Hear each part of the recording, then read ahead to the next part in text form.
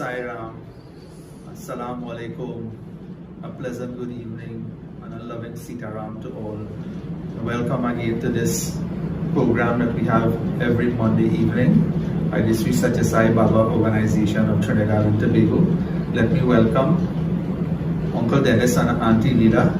Right? I want to say thank you for accepting this invitation and just ask you a few questions as long ardent devotee of Bhagwan Sri Satya Sai Baba. Let me start with Uncle Dennis first. Tell me something about yourself, Uncle Dennis. You're from humble beginnings, you know. All right. So, well, first, let me say Sairam to my loving Sairam to Swami, who have blessed us this evening and giving us the opportunity to share some of the experiences that we have had with Swami.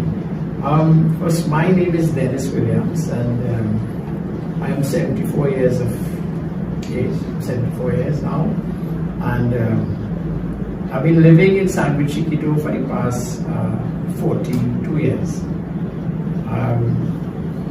During that period in this area here, we have a lot of places of worship where we usually used to attend to.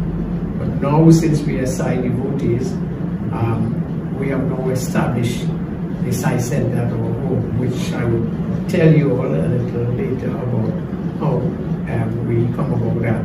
So, with me here is my wife Leela, all right, and we two have been married for 48 years, so we have gone back a long, long way.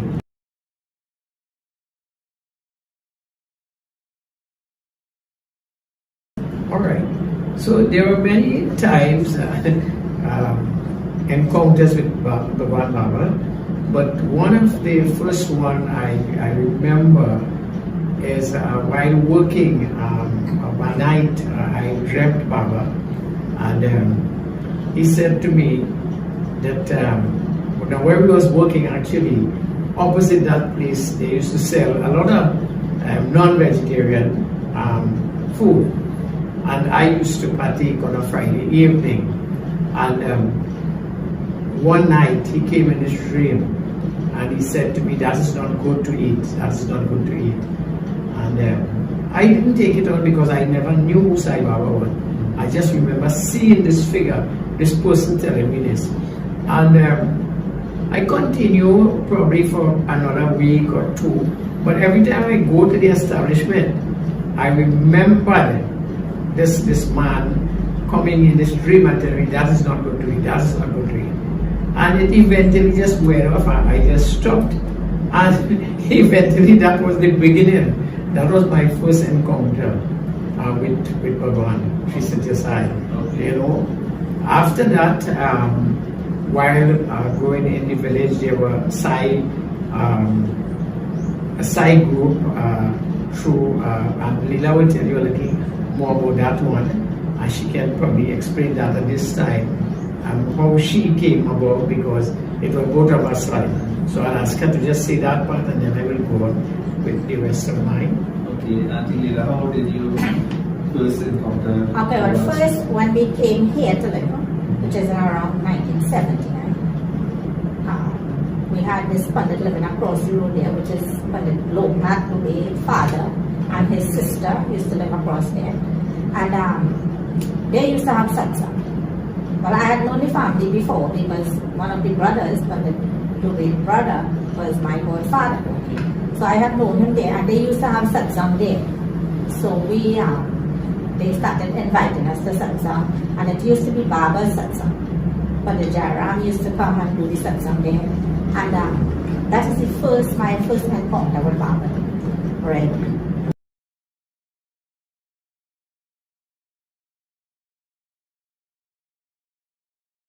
Okay, so now actually what had happened is that we started with a public program. Brother Loknath Dubey, at those days they used to carry on public program every week at somebody's place, and they asked us if they can keep it here because we had a big garage and whatnot.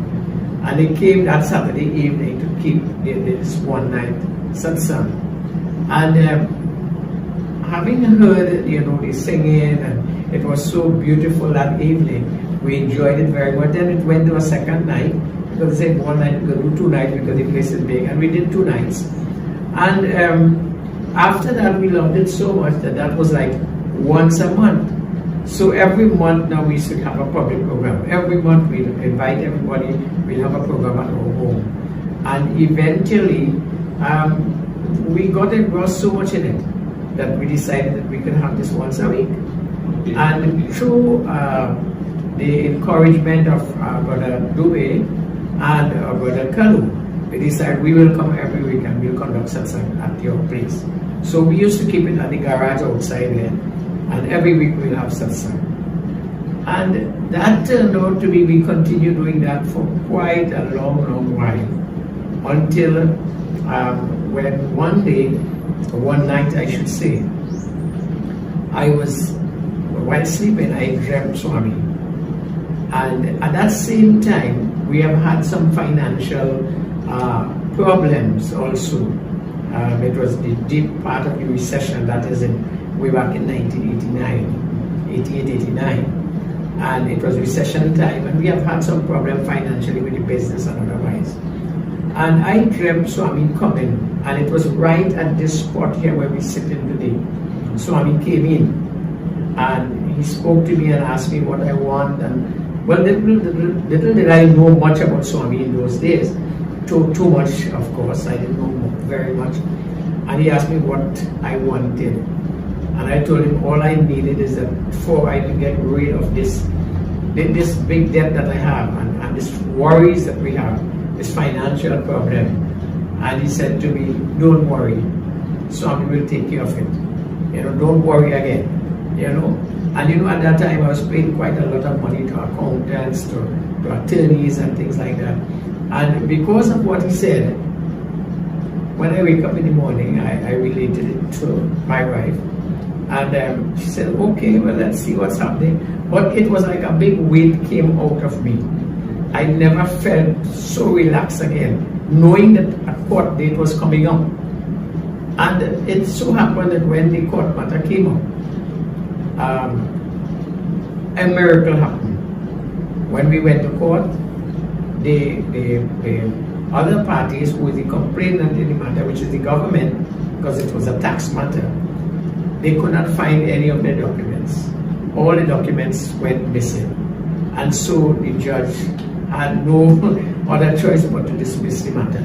Because he asked them and they said they have nothing against us, and they just dismissed the matter. How else could that could have happened except Swami coming into the picture?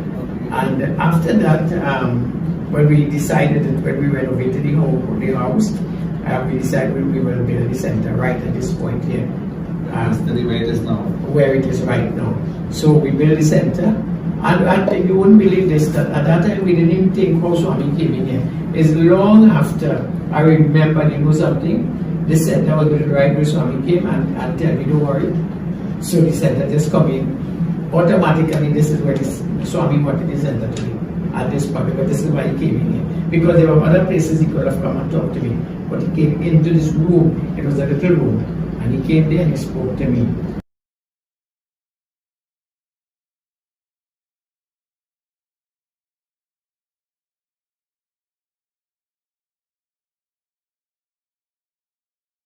Leela was supposed to go with my daughter, son-in-law, and granddaughter to India, and it so happened that last minute she had to do surgery, and having done the surgery she could not travel. So then I had to take her place. So I took her place to go to India with the family, and of course my son-in-law is from India, so we went to Hyderabad. And from there we stayed a few days there, and then we traveled to go to Puttaparthi, and it was by car. So you can imagine the long distance. It was like a whole day travel. From morning we left home 4 o'clock in the morning, and we did not reach until 7 in the night. traveling all day. And when we reached that evening, we was really, really tired. And believe it or not, I heard that we have to get up 4 o'clock to go for darshan. And I couldn't think how we could do that, because impossible, right? I can't get up that time. Going to sleep, probably we went to sleep about 12, and to get up for 4 o'clock is very, very difficult. And you wouldn't believe, I was the first one to wake up that morning.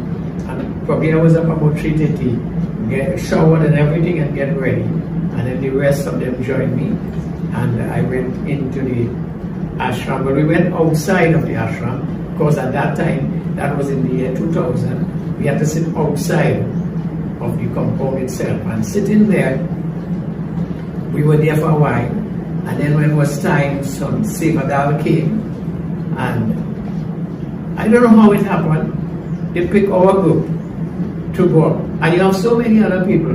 But our group was showered in the line that I was sitting in, was showered to go inside. And I got the opportunity of sitting down probably, I would say, less than 6 feet away from where Swami had to come, where his chair was there. Unfortunately, however, that day, Swami didn't come out that morning. But I could have pictured him being in that chair there all the time while we were singing and chanting and there. And after that, we went and do darshan. And well, that was it for us. In the evening, we had to leave to go back. We were going to Tirupati. So again, we were on trip. But would you believe, just before we leave, we went to purchase some books. And while there, Swami was way up in distance. And I telling myself, I said, Swami, you mean I come from so far, and I will not get the opportunity of meeting you? Because look how many people and look how far it is. And I don't know, as if he heard me immediately, and he turned around and he gave darshan like this, and I felt so good. I said, well, right, Swami, go on here. And when we left that evening to go to Tirupati, it was like, boy, a never-ending drive. Like, I don't know if the driver lost or what, but the trip was very, very, very long. And when we reached Tirupati, when we got into the hotel and we went to bed that night, I dreamt Swami again. And Swami was right there with me, and I bowed before his feet, he blessed me, and he told me not to worry about anything about home. Because I was so worried about home, knowing she had surgery. You know, I was really worried being so far away. And Swami said, don't worry, everything at home is okay, so don't worry. All right, and he blessed me. And I felt good to know that Swami knew that I was in India. You know, so that was my big thing. But at that same time when I was there, she was also dreaming Swami. So she can tell you that piece added into it. So you can tell him what you dreamt at that point. Now coming to that, and we don't want to leave out Aunty Leela, you know. So Aunty Leela, what is some of your memorable experiences with Swami? Well, the most memorable and best I ever had was the same thing when he went to India. Okay. Now, I didn't know when he would have been by Baba. He just told me, well, in a few days I would hear from him because he was traveling to go and it would take so long. So I dreamt in the same time that he was in India. The same time he was by Baba. I dreamt that I was in the temple across the road. And Baba came in the temple. And the place was so bright, like a light. It was very, very, very bright. And I wanted to go and meet Baba, but he up front by the altar. And I feel funny to go there, you know. So eventually, like, someone came and I went up to Baba. And when I went to Baba, he gave me his hand to bow to. Because when I had the surgery, I couldn't bow, I couldn't bend to bow. So I had a picture on the wall there of him with his hand like this, and I used to bow to that every day. So Baba gave me his hand, and when I bowed to the hand, that feeling I got there, you know, some people give me their experiences and say when I touch Baba's foot it just be so soft like a baby. Well, that is the experience I had. That hand was so soft that when I bowed it, like I was energized for days. I couldn't forget that at all. So I think that was one of my best experiences. And that is the same time that he was by Baba. Okay, so Yes. so So very, the very connection, nice. yes. Yes, the connection is Was- so very nice because Yes.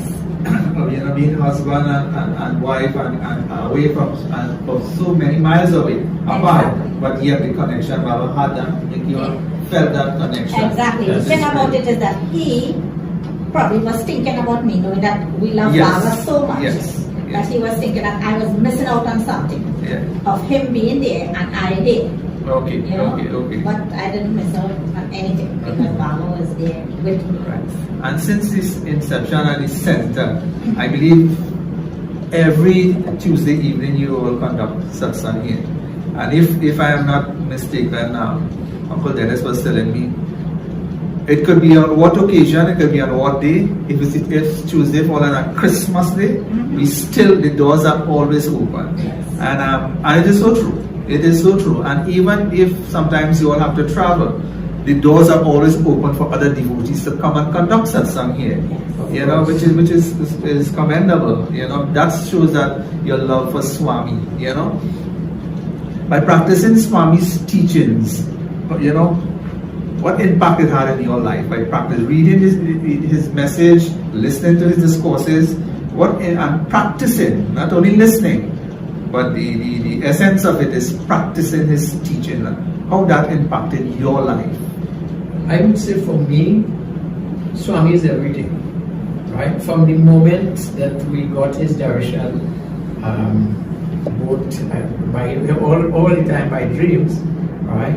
I always felt that connection with Swami, and to me, nothing is done without Swami in mind, right? As you have said, about the satsang, yes, we were first what we call an SDG, Sai Devotional Group, and then we upgraded to what we call the Sai Center, and ever since the Sai Center have been here, we have been conducting satsang, as you know, every single Tuesday, whether it's a public holiday or whatnot, we keep satsang here.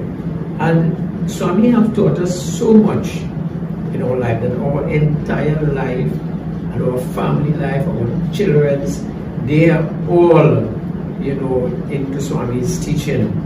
And I would say that if people, you know, think about Swami's messages or read his messages, it can very well change your entire life. The way you look at things, the way you see things, it can make you a better person. You know? And what transformation you have, Aunty Leela? What from the teaching of Swami, what transformation it had in your life? Well, it's about the same thing. My whole life was changed. My children's life was changed.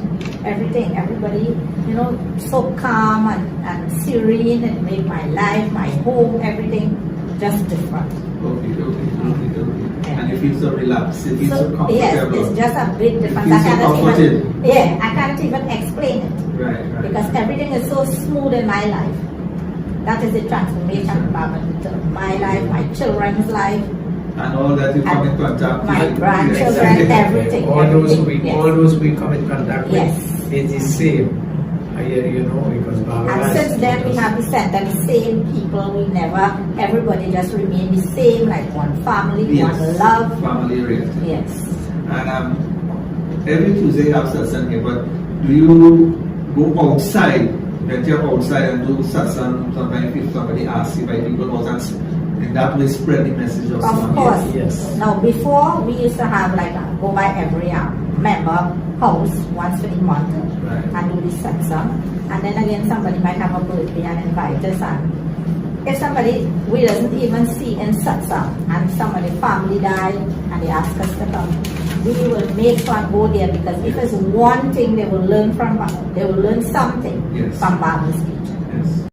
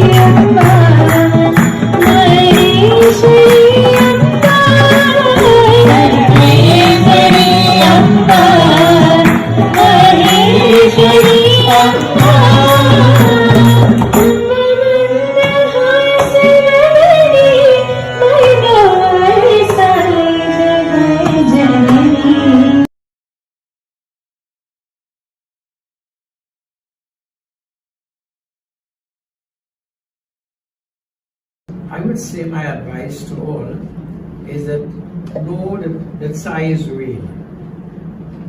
Baba is real, right? And if you follow his teachings, you follow all his teachings that he ever had, he even said to us, there's only one God, and there's only one race, there's only one love. All these things that Baba have taught us, I would say that to tell the world outside there that Baba is real, and just read his messages, go to satsang and practice. Once you put into practice his teachings, it will definitely bring positivity to the entire universe, not only to yourself, but to the entire universe. All this pandemic and things that we're having now, if every morning you get up, you wake up in the morning and you could say a prayer, not only for yourself, but you pray for the entire world, which is what we do at the center here all the time. We don't pray for material things for ourselves. We pray for everybody, so that everybody can enjoy this beautiful world that we have. I think we are only enjoying it because of Swami's blessing, And when we look at what's happening in and around, you have so much fighting and chaos, turmoil in the entire universe, But everyone, we just consider that Baba always tells us that he will take care of us, wherever we are, he will take care of his devotees. We all will be better people in this world. Okay? And I know not only satsang is, we don't only conduct satsang here, but we do a lot of seva project as well. At Leela, if you could share, in a little seva that you have the center level has done, because I know recently we had some medical camps and things like that, an eye clinic, right? You wanted to share and how did the public respond to that? Oh yes, we had this response was so high. The amount of people we started here like what time? Like 5 o'clock in the morning. We had people here waiting to see the eye doctors and so. And we finished here about 9 in the night. Yeah. And then we do feeding the homeless, with us that, and anybody having problems. I think we try to help. Counseling and things for some people, they do that, and also we do food hampers from time to time, together with the other centers who join with us, and we try to do some, give hampers to those who are in need, all right, and even help along with those who are building homes, with the other centers who are building the home. Once your presence is there, with them, everybody feels good to know that we all are one big family. So I would say that the Sai family is really one big family, and Baba has endorsed us that Sai is it.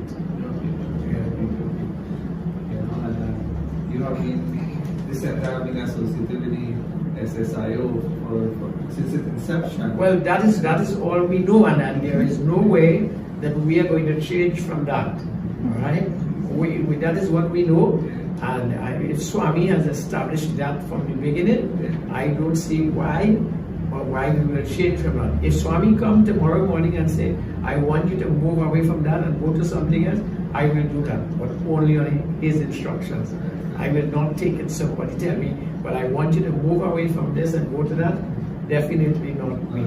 I will stand, because this is what I know from the beginning.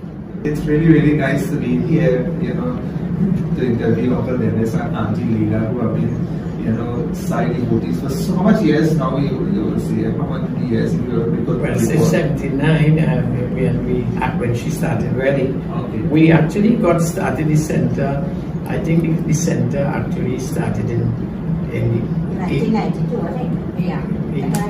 I think 89. But the Sai center itself, I feel you might see something there. When we came the SDG first, I think. Let me see. All right. So this here is when we became the center. We was affiliated as a Sai Baba Center. It was on the 18th of October 1999. Now, prior to that, we were SDG, Sai Devotional Group. So satsang used to be going on, but continuously, and we got upgraded in 1999 to a Sai Center. Okay. And from that time to now, we are still into the Sai Center. Any last words on Aunty Leela? Oh, well, nothing really. Everything was already said. And it have a lot of other things that, what happened before, like how we used to attend the Randy Side Center for many, many years before we became a center. So we just in a very long time.